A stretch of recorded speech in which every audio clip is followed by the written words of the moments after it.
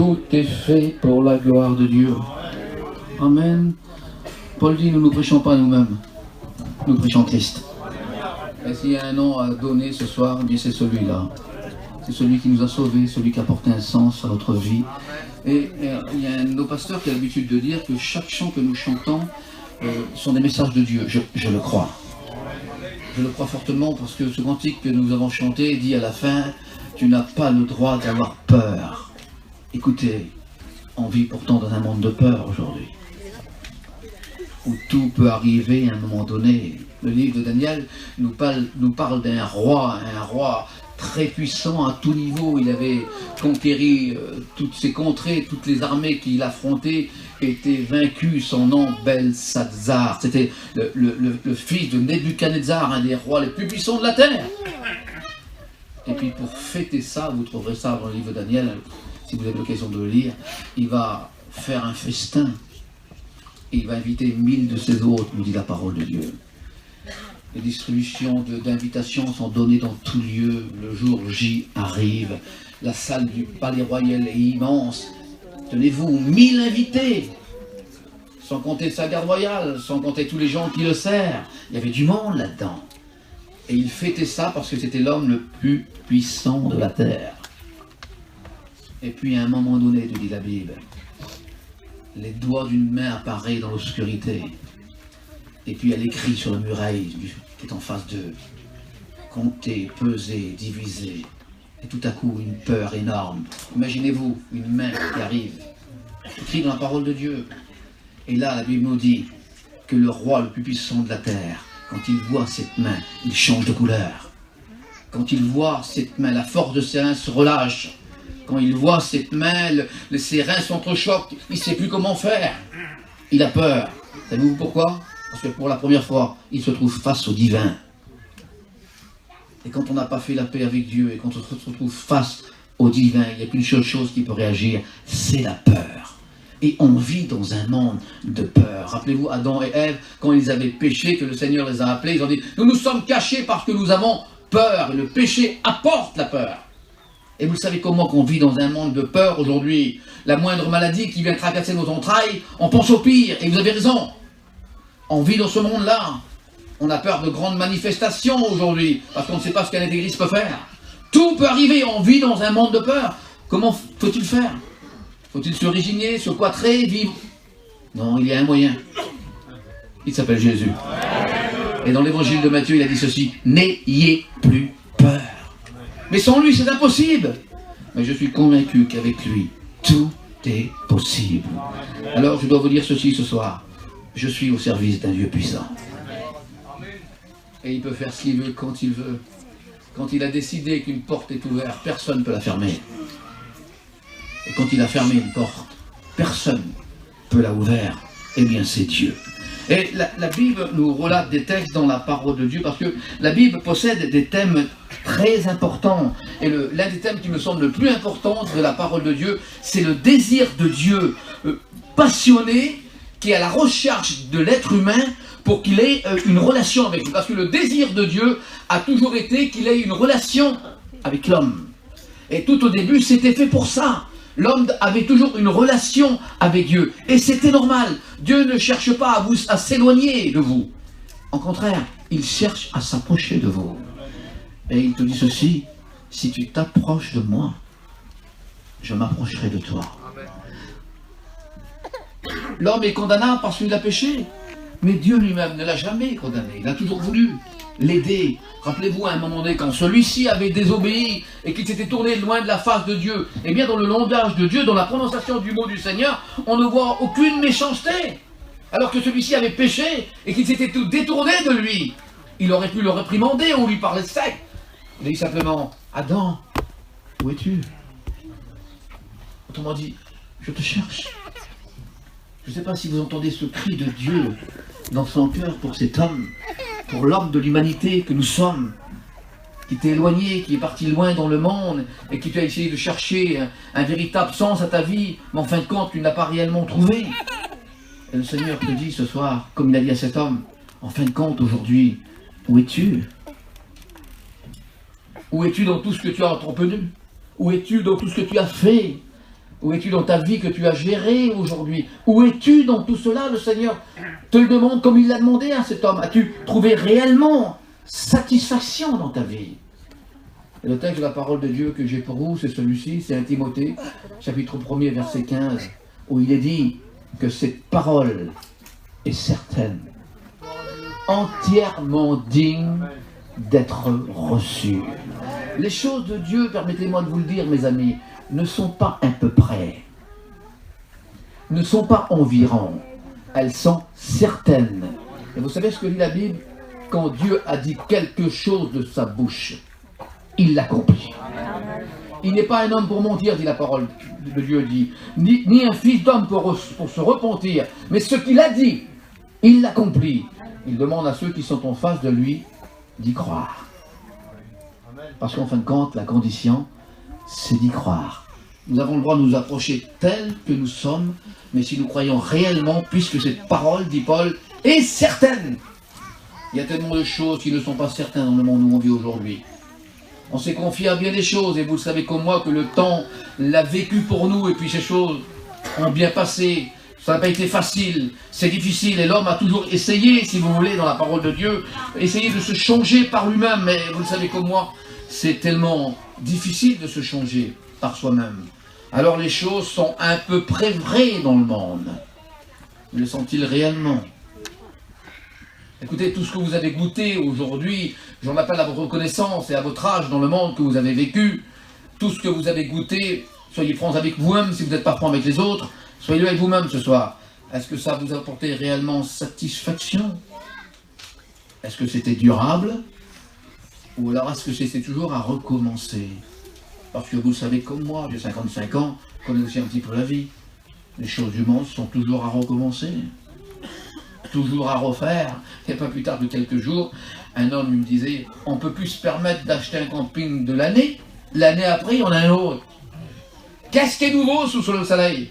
Rien. Et puis vous savez comment que dans tous les domaines, c'est justement comme ça. Alors certains vont dire ce soir, oui mais quand même, je suis dans la vie et puis ben, j'ai réussi dans ma vie. Eh bien ça peut être nécessaire. Parce que réussir dans sa vie, c'est un nécessaire. Mais réussir sa vie, c'est l'essentiel. C'est l'essentiel. Et il n'y a qu'un seul qui est l'essentiel, c'est Jésus. L'histoire raconte qu'un jour une femme avait son petit bébé dans les bras, et puis elle est passée près d'une grotte, et elle a entendu une voix. Et ça disait, rentre dans cette grotte, prends tout ce que tu peux, mais n'oublie pas, tu as 10 minutes, les portes se ferment. Elle n'en croyait pas ses oreilles. Elle avait son petit bébé dans ses bras. Elle avait écouté cette voix. Tu peux rentrer dans cette grotte, prendre tout ce que tu veux, mais n'oublie pas, dans 10 minutes, les portes se ferment. Et quand elle est rentrée dedans, l'histoire nous dit qu'il y avait des trésors de partout. Alors elle a commencé à en prendre dans ses poches. Elle remplissait toutes les poches qu'elle avait, mais seulement le petit bébé qu'elle avait dans les bras, elle l'embêtait un petit peu. Alors elle ne savait pas comment faire.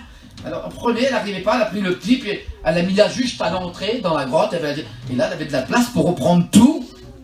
Et puis elle a pris plein de choses, et puis les minutes passées, attention, tu as 10 minutes, tu as 4, tu as 5, tu as 3, puis elle n'en prendrait plus, parce que c'est ce que le monde nous offre, et on veut y prendre le plus possible dans le monde.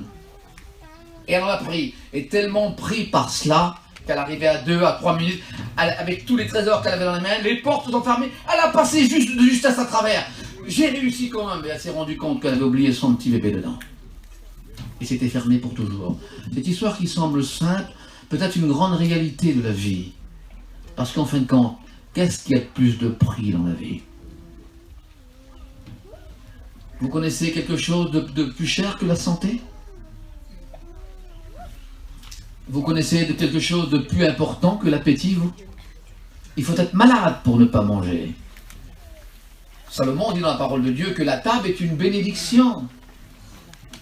Eh bien, vous savez, vous pouvez avoir le plus beau lit, acheter le plus beau lit, mais vous n'achèterez jamais le sommeil. Et dans le monde, des choses qu'on ne peut pas acheter. Vous pouvez vous acheter la plus belle table avec les plus grands mets qu'il peut y avoir. Vous n'achèterez jamais l'appétit. Parce que c'est un nécessaire, mais ce n'est pas l'essentiel. Vous pouvez, malheureusement, c'est la vie quotidienne d'aujourd'hui, on peut aujourd'hui s'acheter une place au cimetière. C'est vrai. Vous ne vous achetez pas une place au ciel. Jésus vous l'offre gratuitement. Alors il y a des choses qui sont nécessaires et il y a des choses qui sont essentielles. Et le plus important, mes amis, c'est l'essentiel. Et l'essentiel dans notre vie, eh bien, c'est Jésus. Celui qui a apporté le sens à notre vie. L'être humain a toujours été à la recherche de quelque chose. Parce que la Bible nous apprend que l'homme est pécheur. Privé de la gloire de Dieu. On ne pouvait approcher Dieu, vous comme moi. C'était pas possible de le faire. Parce que nous sommes nés dans le péché, attirés par un aimant par le péché. On ne peut pas s'en libérer nous-mêmes. Et le péché a toujours eu des conséquences. Parce que qui sème le vent récolte la tempête. Dans le monde, on dit la roue elle tourne. Et je sais que pour beaucoup c'est arrivé. Ce que l'on sème, on arrive aussi à le moissonner. Et c'est une vérité. Et parfois, on récolte des choses qu'on a semées et qui ne nous semblent pas bien bons. On n'aurait pas voulu cela. Mais ça s'est passé comme ça. Parce que l'être humain, en fin de compte, ne se connaît pas réellement. Écoutez, j'ai écouté des gens qui ont dit, moi, d'un fait qui s'était passé dans la vie de quelqu'un. Moi, jamais je ferais ça. Jamais je ferai une chose comme ça. Et puis 8 mois ou 1 an après, se trouvant dans une circonstance qui était comme ça, ils sont arrivés à faire ce qu'ils ne voulaient pas faire. C'est le monde.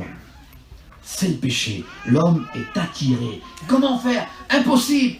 Comment pouvoir changer? Impossible. Je ne sais pas si vous avez entendu parler du tsar Pierre le Grand. C'était un homme, nous dit l'histoire de France, excessivement méchant.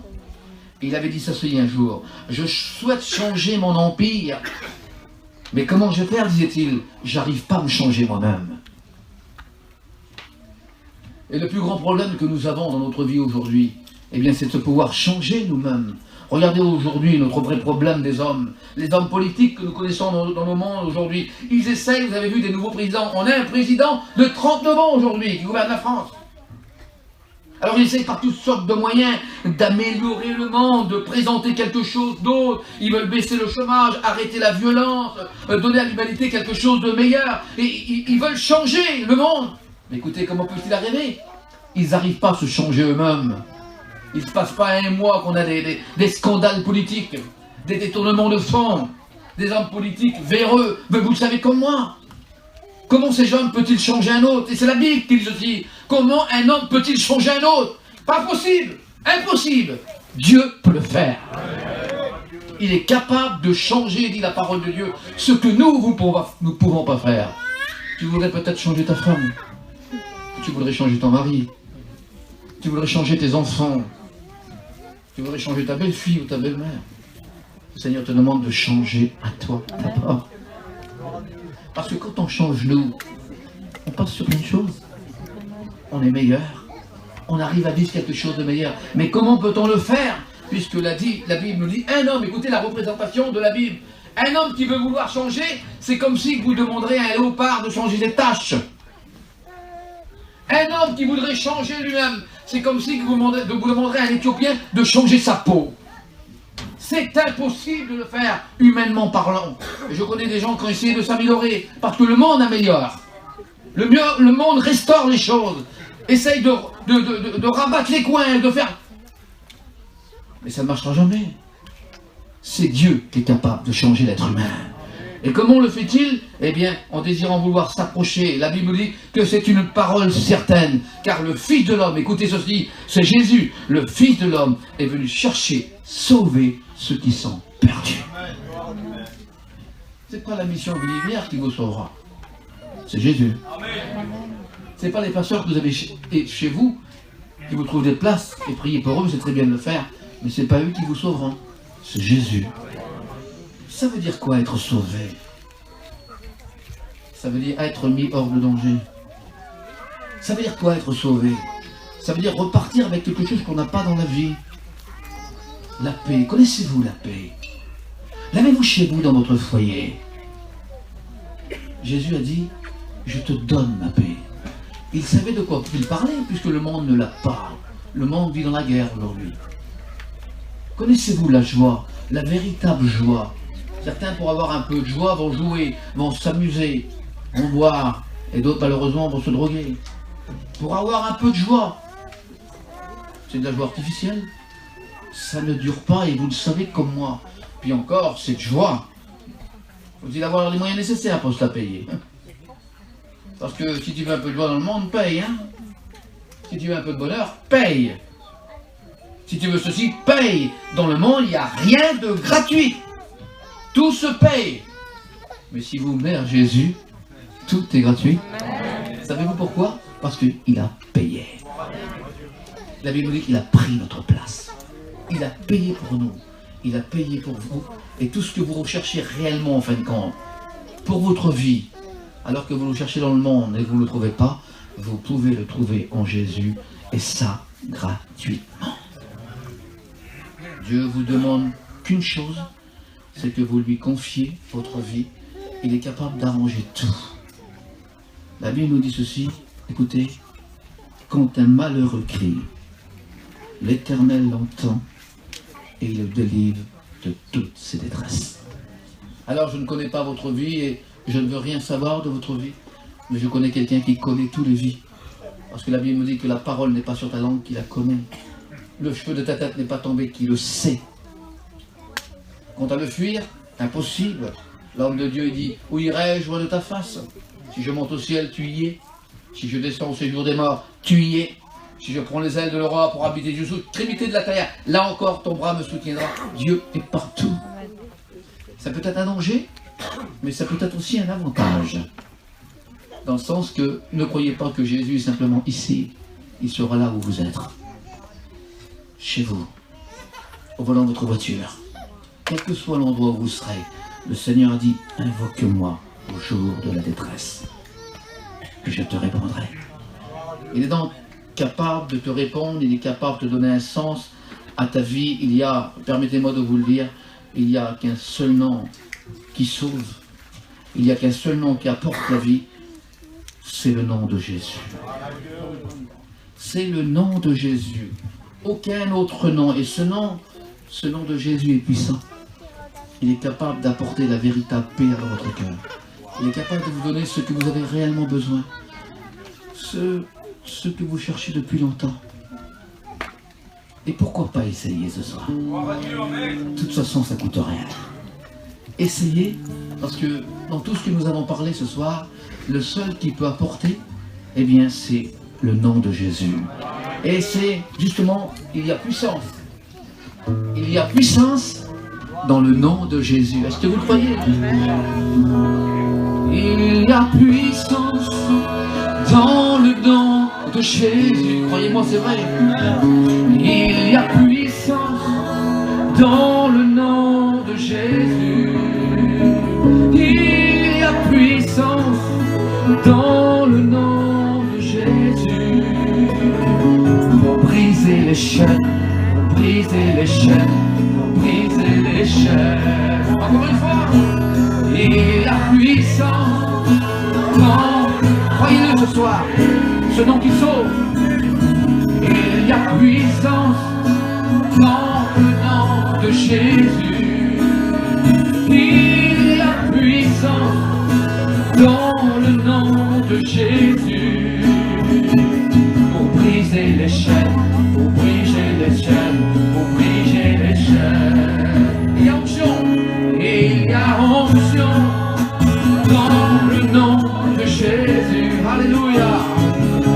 Il y a onction dans le nom de Jésus. Il y a onction dans le nom de Jésus. Pour briser les chaînes, pour briser les chaînes, pour briser les chaînes, pour briser les chaînes, pour briser les chaînes, pour briser les chaînes, pour briser les chaînes. Il y a la vie dans le nom de Jésus. Alléluia. Il y a la vie dans le nom de Jésus. Il y a la vie dans le nom de Jésus. Pour briser tes chaînes, pour briser tes chaînes, pour briser tes chaînes, pour briser tes chaînes, pour briser tes chaînes, pour briser tes chaînes.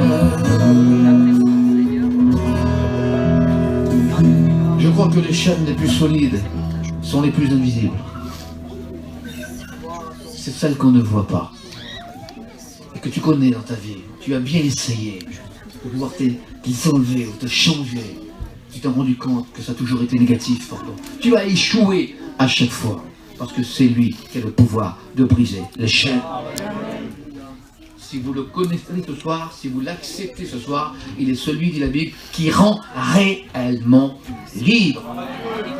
Et être libre, eh bien, ne pensez pas qu'être chrétien, c'est renfermer, cloîtrer et vivre une vie malheureuse. Vous vous trompez à ce niveau-là.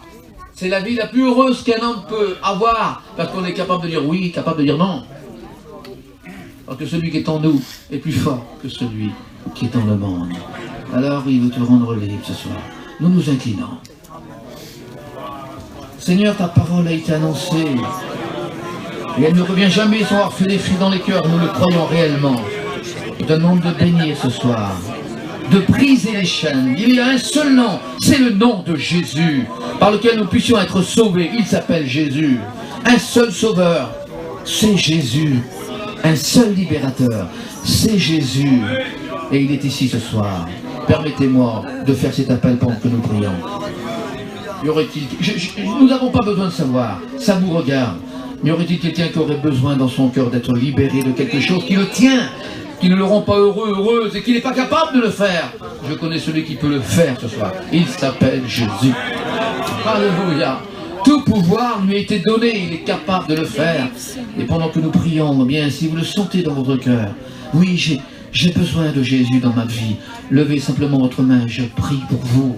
J'ai besoin de Jésus dans ma vie. J'ai besoin de Jésus dans mon foyer. Ce n'est pas l'autre, c'est vous.